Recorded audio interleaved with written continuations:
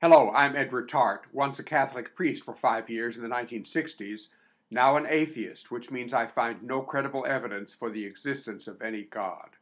I am going to describe a dilemma. The God of the Bible endorses slavery. He is sexist against women. He is a mass murderer, for example, the Noah's Ark story. As creator and overseer of hell, he is a mass torturer, going far beyond what Hitler did. The biblical God delighted in humans killing animals as acts of worship. He wants millions of people killed for working on the Sabbath. He wants all rebellious teenagers killed. He wants all homosexuals killed.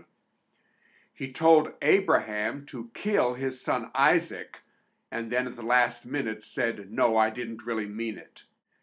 He holds us partly to blame for a primitive man seduced by a talking snake eating forbidden fruit.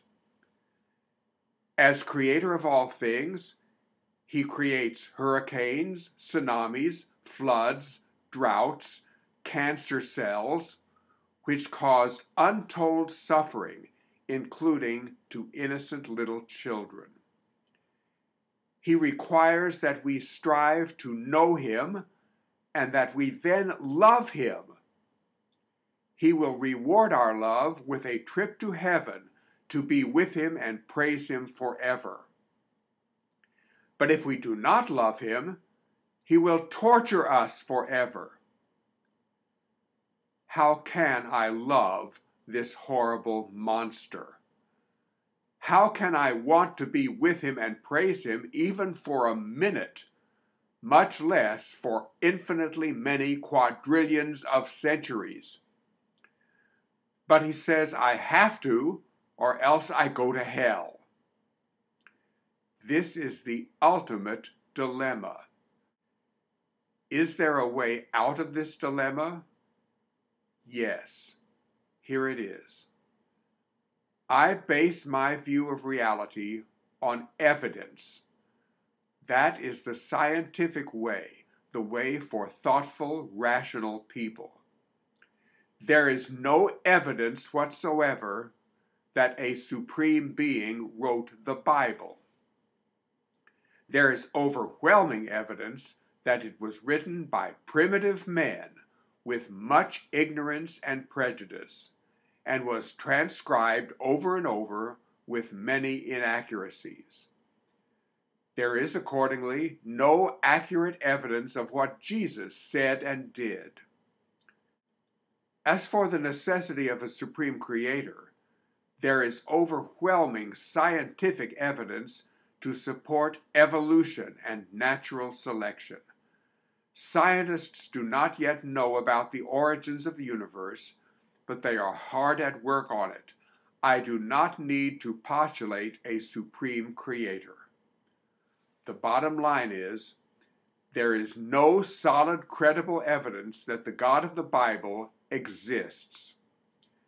And if a good God existed, surely he would make himself unmistakably known to us, not as a horrible monster, but as a good God. If you are a biblical believer, you and I actually have much in common.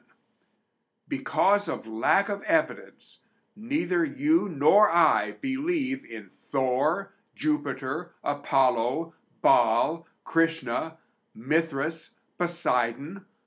I found a website that lists over 150 gods that neither you nor I believe in. I will now use that inexact number 150 for the sake of making my point.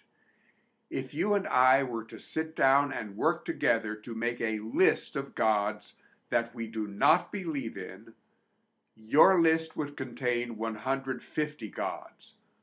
My list would contain 151 gods. We are both atheists. You are an atheist with respect to 150 gods. I am an atheist with respect to 151 gods. Can you begin to understand the reason why? I have faced this horrible dilemma, and that is my escape from it. This dilemma applies to us all. If you are a biblical believer, are you willing to face this dilemma head on?